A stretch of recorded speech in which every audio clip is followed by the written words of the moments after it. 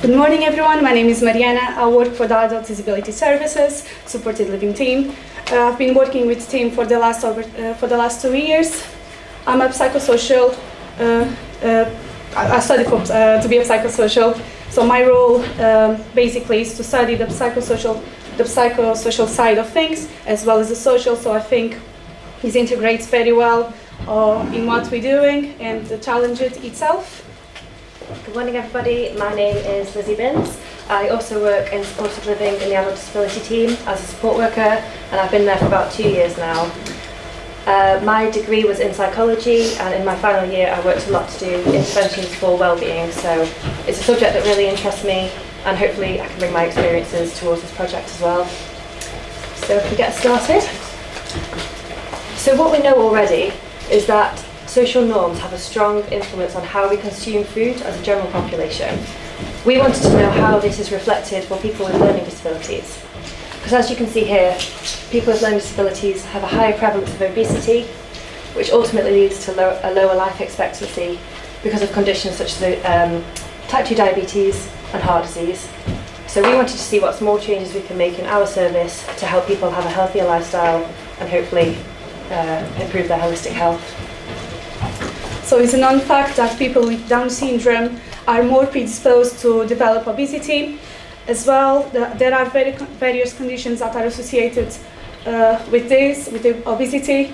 The risk is then further enhanced by behavioral, biological, psychological, and social factors. Very important to emphasize as well that cultural factors as well are very enhanced on obesity. A good example is supported living. We have a gentleman that was born during the war. That time we know that sources around food were very little, so they would often have jam sandwiches. So at the present, this is something that this gentleman will only accept. If he doesn't have this, he will often choose to have only 2 boiled eggs. We know that nowadays we have more sources around food, but it is important to see how this has a huge impact on this gentleman's life. As well, there is a big myth saying that people with learning disabilities are not capable of losing weight. We know that in fact this is a lie. We actually have a motto at Supported Living. We say that even a small step for someone who is trying to lose weight is always a big step. So with the right health professionals, the right help, the right support, we know that these people can actually achieve a healthier weight loss. So as we've seen, people with learning disabilities are more likely to be obese. This is also something that we observe in our service. So over 60% of our service in supported living are overweight or obese. We provide high support hours for our service. So some people are working 8 a.m. till 10 p.m. for example. We are involved in the buying and preparing of their food, so we would be expecting them to move towards a healthier weight. This isn't something we've seen unfortunately in our service. So as people have joined our service, they've either remained at the same weight or they've actually increased. So this is something that we want to look at and to target ideally. So just some examples of that. One of the 6 service users involved joined our service at 98 kilograms and he's increased to 109. And the next one please. We also have someone that started at 122 and has increased by more than 20 kilograms. They're now classed as extremely obese in the BMI scale, and they're 143 kilograms, which is 22 stone. It's important to say at this point that we know that they joined our service already overweight, so it's not a problem that we created, but it's something that we want to help, and we shouldn't be just accepting that as a way of life. We want to really be working towards improving their lives. So now we're going to talk a bit the risks that are associated with the excessive weight gain. We can observe that there are various sicknesses that can come along: type 2 diabetes, heart disease, hypertension, sleep apnea, all the way down. Something that we have not observed yet at supported living is cancer. And it's important to emphasize yet, because it's something that is quite possible to happen if we don't stop it now, if we don't help them to achieve a healthier weight loss. So this is where our 21 days come in. So we were discussing with our team leader, Mary Claire, about some research from Public Health Collaboration, where they told us that within 21 days of healthy eating and setting up healthy habits, it can reset your metabolic health and hopefully set up lifetime habits and you can really reverse any cycles of diabetes or obesity that have begun.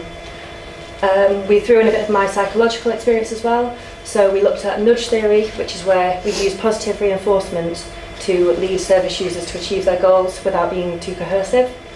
So, for example, effective nudges where we make healthier food sound more appealing to the taste instead of talking about its health properties, because it's less of an abstract concept if you say that healthy food is delicious as opposed to it's going to lower your blood sugar or something like that. So small changes that can add up to a big change, as said before. We also want to put guidelines in place so that all staff can follow this, whether they work on a permanent basis or if they are bank staff that work there once every 6 months. We can keep the consistency for service users and hopefully keep them on track to maintain their goals. So these were the aims for our 21-day challenge. We wanted to increase staff and service user knowledge around healthy eating.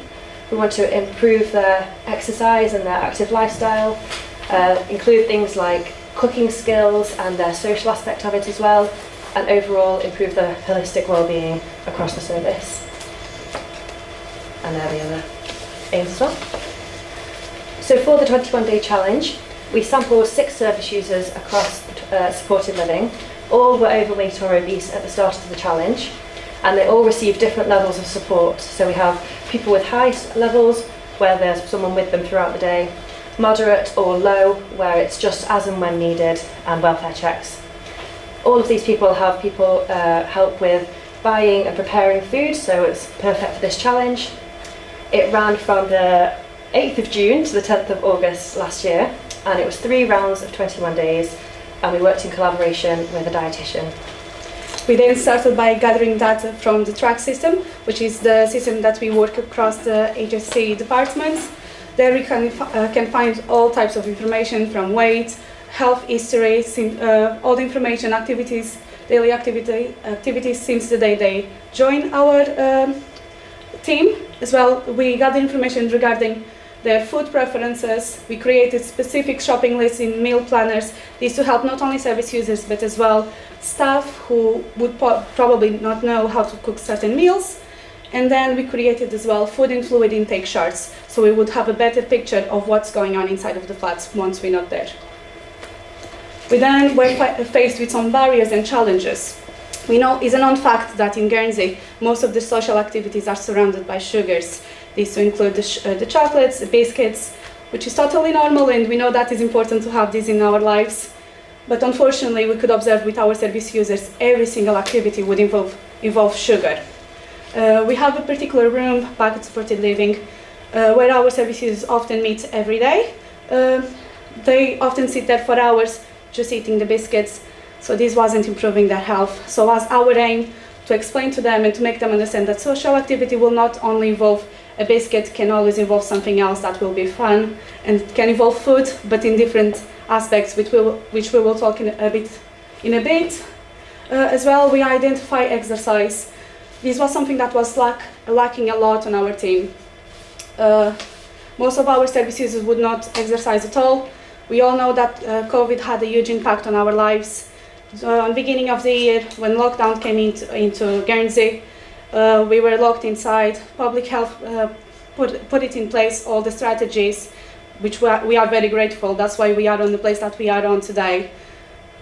But that had a huge impact on our service users because they were not going out. And once the restrictions were lifted and we had the 2 hours to go out, they didn't want to go out because they were too used to be inside. So it took a lot of persuasion and work to make this change.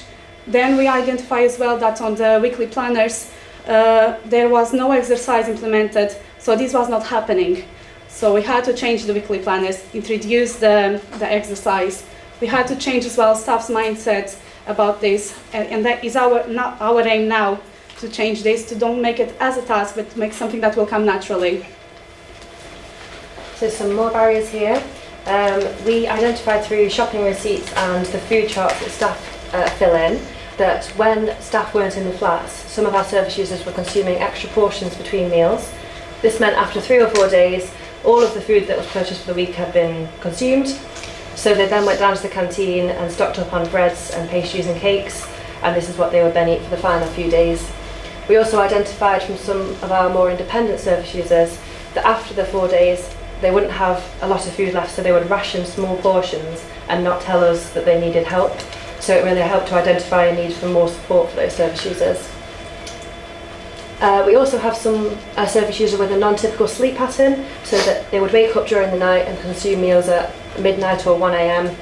This led to a vicious cycle with their sleep apnea, where they were sleeping during the day, putting on more weight, and we really tried to reverse that with this cycle. Then we had more barriers and challenges. We identified that staff were actually offering healthier choices, but often our service users would decline. We all know that a plate full of chips is more tasty than a plate that will not have, so they would often choose to have something that was less unhealthy. We then identified as well the staff's education was lacking a lot. Most of our staff team didn't have any knowledge regarding, for example, type 2 diabetes, so this was very hard to manage. We had to send them on training, try to make them understand the appropriate food groups, how to manage the diabetes, and now we have a better understanding about it. We then identified as well that there was a big lack of confidence or motivation to learn how to cook. These to both staff and service users, which often would lead both parties to go to have takeaways or convenience foods. We all know they are very tasty, but they are not nutritious. They don't help us on our diets. It's important to have, everyone likes to have a takeaway one and again, which is totally fine, but we had to work a lot on that. We will talk a little bit more about it as we move on, what was the strategies that we put in place.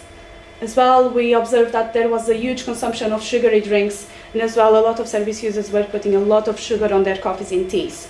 We have now changed this. Most of our service users are consuming, for example, a Diet Coke or sweeteners on their coffees and teas, which is still not a better option, but we're moving towards, and we can take always little steps. Like we previously said, even a small step is always a big step for someone who is trying to lose weight.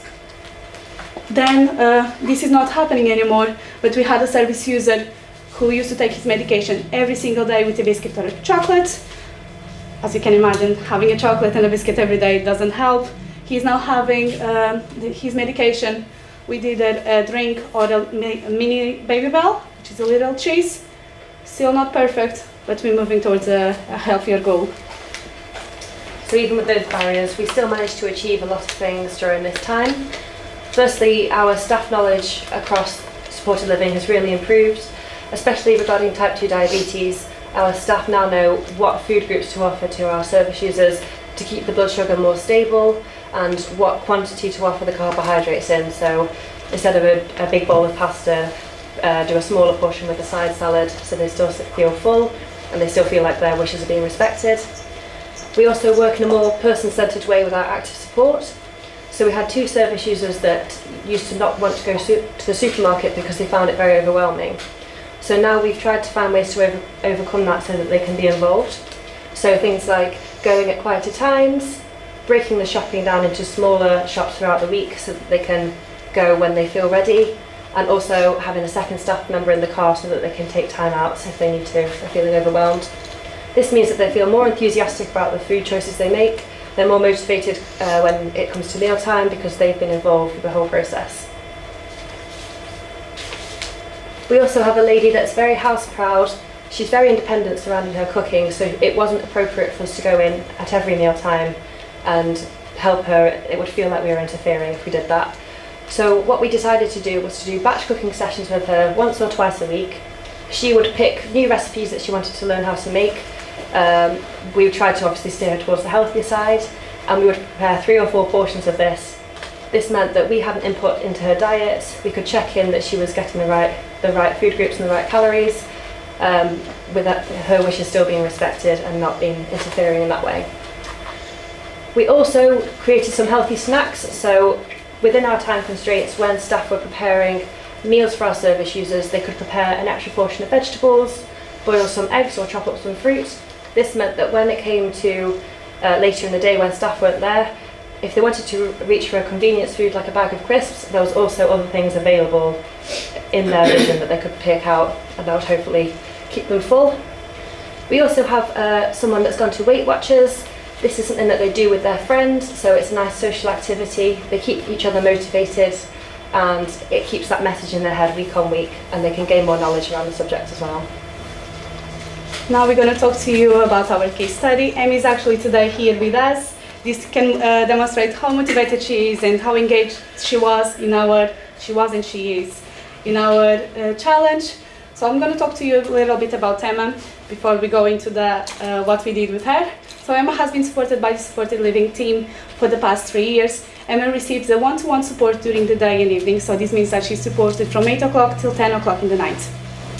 Emma uses a wheelchair at all times, so this means that she needs a lot of help. This to be with transfers and to any other tasks that she needs to doing during the day. Emma has been helping staff to develop a tool that is person-centered. We're going to talk about this tool on the next slide. Emma is aware that she's classified as clinically obese, but she wants to make a change to improve her health. Unfortunately, Emma's weight has remained relatively stable during her supported living, but there have been other changes that we're going to talk about. Emma wants to work with staff who support her to move towards a healthier weight. We have created this tool, which is a menu book that helps Emma to plan her week. So on this meal book, we have pictures of the meals that she prefers, the recipe, and how much Emma likes them. This is easier for staff to identify healthier foods for Emma to have, and as well for Emma to choose what she wants to have for a day. We have as well created the picture board. This helps her with a visual image of the progress that she's making. So basically what we do is when she's having a good day and she's having healthier choices, we will give her a smiley face, which keeps her motivated. If we have a better choice, we will have a sad face, but then it's okay to have this because this helps her to understand where she's going wrong and what she's doing well. We have now introduced as well new charts to record the options that staff are suggesting, because we observe that could be as well a problem. So we now have what staff are suggesting and what is being offered, as well what is Emma choosing to have. We have introduced what has been a really good thing, and Emma really looks forward to it. Weekly swimming sessions. Her flexibility and mobility have improved a lot. Me and Elizabeth, we are both ergo coaches, so that means that we are quite involved on her mobility protocols, how her health needs are changing, and we have observed actually a huge difference on her mobility. She has gained a lot of core stability. She's getting better day by day. When we started, she wouldn't swim a lot. She would do like 2-3 lengths. She's now doing 13 lengths every time she swims. And she's trying to move forward to do more and more. She's doing very, very well, and she really likes her swimming. Yeah. This as well has helped with pressure relief and has improved her mood, as she feels more self-confident and happier about herself. You can do this, Emma. So more achievements that we had. The biggest one that we saw was using the portion plate. So this is, as you can see, a visual picture that we put in all of the flats that has half a plate of vegetables, a quarter of carbohydrates and a quarter of protein. This is something that is really easy for the staff to see so that they can follow these guidelines, and using this method it should help them to lose some weight. So using this, we had one service user lose 3 kilograms in the few weeks following this. There's a statistic there from December, but actually as of August she's lost 22 kilograms, which is 3.5 stone, which is really amazing. Yeah, we're really proud of that, and she's also been taken off her metformin medication because her diabetes has been reversed, so we want to keep that going. It's a really simple way for staff to keep that guideline in place, and we'll talk to you more about that later as well.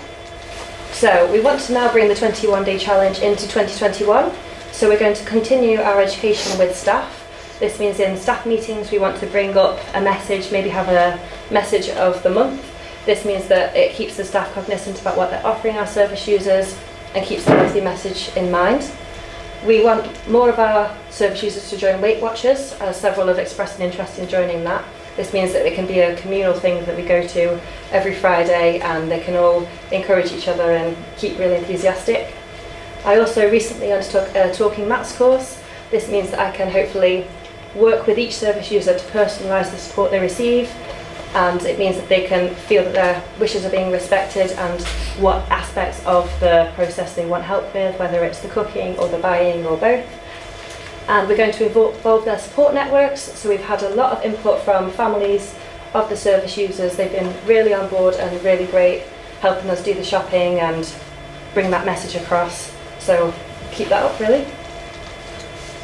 We then introduced exercise. I have created the 2021 year activities, so this consists on every single month we will do these different activities. This is good if we remember we just spoke about social activities. So this will demonstrate to them that social activities not only involve food or sugar. We can actually do a lot of fun things and we can still be together with our friends. We did various things. We went to Herm. We did coming back together after lockdown, which was basically the batch cooking, which everyone cooked together, a healthier meal, and they could be all together. We're going to introduce Zumba at some point. We have introduced swimming, like we spoke before with Emma, and we actually have introduced to other service users. We're going to do walks around, so we have all sorts happening on this activity here. We have as well 4 new service users using the smartwatches. This is good because it keeps them motivated to keep walking, to track their steps, how well they're doing, how many calories they're losing. So it's really good that they are engaging very well with the exercise. We also then wanted to bring the 21-day challenge together with the 2021 activity planner. So with the success of the portion plates, we decided to work with Iris and Dora, who very kindly gave us a discount on doing some plate painting. So as Mariana can show you here, we went on the 8th of June and we did some painting with them to create their own personalised portion plates with the foods that they enjoy. This was a really fun social activity on the day, and all of the plates are now in situ in their flats so that they can use them, and staff can now see the guidelines of what to put on their plates each night. So we hope that this will be used across the board and it's something we want to continue with. So thank you very much for your presence today. We hope that at some point this will be spread across the service, and not only we hope that at some point will as well be spread throughout the community, because we know obesity is a big problem on the current century. Thank you very much.